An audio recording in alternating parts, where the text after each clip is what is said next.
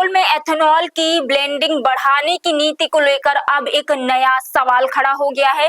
चीनी के दाम लगातार बढ़ रहे हैं और त्योहारी सीजन से पहले घरेलू बाजार में सप्लाई को लेकर चिंता बढ़ गई है। इस सीजन करीब 31 लाख टन चीनी के बराबर उत्पादन एथेनॉल बनाने में इस्तेमाल होने की बात सामने आई है। ऐसे में सवाल है कि क्या पेट्रोल में एथेनॉल बढ़ाने की नीति का असर अब हमारी रसोई तक पहुंच रहा। नमस्कार, आप देख रहे हैं इंडिया 24x7 लाइव टीवी और मैं हूं आपके साथ प्रियंका सोनकर। भारत में पिछले एक महीने में चीनी की कीमतों में करीब 10% की बढ़ोतरी बताई जा रही है। महाराष्ट्र के कोल्हापुर में थोक कीमत अगस्त की शुरुआत से करीब 20% बढ़कर 5,350 रुपए प्रति क्विंटल के आसपास पहुंच गई है। देश में चीनी की औसत खुदरा कीमत करीब 52 रुपए किलो है, जबकि कुछ बाजारों में यही चीनी 60 से 65 रुपए किलो तक बिक रही है।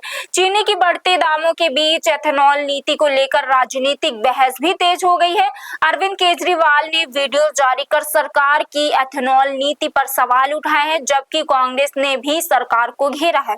अब पूरे मामले को आंकड़ों से समझिए। 2025-26 शुगर सीजन में भारत में कुल चीनी उत्पादन करीब 3 करोड़ 11 लाख टन रहने का अनुमान है, लेकिन इसमें से करीब 31 लाख टन चीनी के बराबर उत्पादन एथेनॉल बनाने की तरफ चला गया। इसका मतलब यह नहीं है कि देश में चीनी खत्म हो गई है, बल्कि बाजार में उपलब्ध होने वाली चीनी की मात्रा पर दबाव बढ़ा है। नेट चीनी उत्पादन करीब 2 करोड़ 80 लाख टन रहने का अनुमान है, जबकि देश की सालाना खपत करीब 2 करोड़ 83 लाख टन है। इसके अलावा करीब 7 लाख टन चीनी के निर्यात के भी घरेलू उपलब्धता पर दबाव बढ़ाया है। इस कमी को पुराने स्टॉक से पूरा किया जा रहा, लेकिन अब यही स्टॉक भी घट रहा है। ICRA के अनुमान के मुताबिक सितंबर 2026 तक देश में चीनी का बचा हुआ स्टॉक करीब 43 लाख टन रह सकता है, जबकि एक साल पहले करीब 53 लाख टन था। यानी स्टॉक में करीब 10 लाख टन की कमी का अनुमान है। दूसरी तरफ अब त्योहार सीजन सामने है।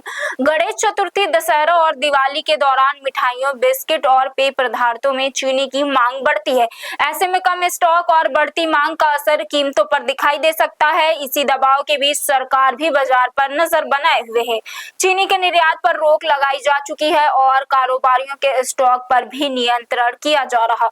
वहीं मीडिया रिपोर्ट्स के करीब 10 लाख टन कच्ची चीनी आयात करने पर विचार की बात सामने आई है। यानी जो भारत कुछ समय पहले एक दुनिया के बड़े चीनी निर्यातकों में शामिल था, वही अब घरेलू जरूरत पूरी करने के लिए आयात की तरफ दिख रहा है। यह दबाव बताता है कि घरेलू बाजार में सप्लाई को लेकर चिंता कितनी बढ़ गई है। अब आते हैं एथेनॉल के उस कनेक्शन पर जिस पर सबसे ज्यादा सवाल उठ रहे हैं।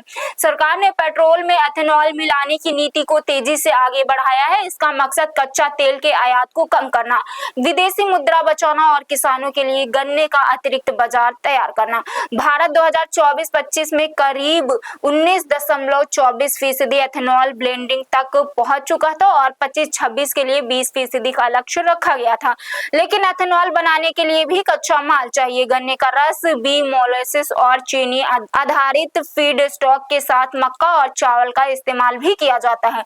यानी गन्ने का एक हिस्सा अब सिर्फ चीनी बनाने के लिए नहीं, बल्कि पेट्रोल में मिलाए जाने वाले एथेनॉल के लिए भी इस्तेमाल हो रहा है। इस सीजन में करीब 31 लाख टन चीनी के बराबर उत्पादन का एथेनॉल की तरफ से जाना इसी बदलाव को दिखाता है। एथेनॉल नीति के फायदे अपनी जगह हैं। इससे तेल आयात पर निर्भरता कम हो सकती है, विदेशी मुद्रा की बचत हो सकती है और किसानों को गन्ने के लिए अतिरिक्त बाजार मिल सकता है। लेकिन अगर गन्ने का बड़ा हिस्सा एथेनॉल की तरफ जाता है और उसी समय चीनी की मांग बढ़ती है, तो घरेलू बाजार में कीमतों पर दबाव बन सकता है। यानी मामला सिर्फ पेट्रोल की टंकी और चीनी की बोरी तक नहीं है। असली चुनौती फूड और फ्यूल के बीच संतुलन बनाने की है।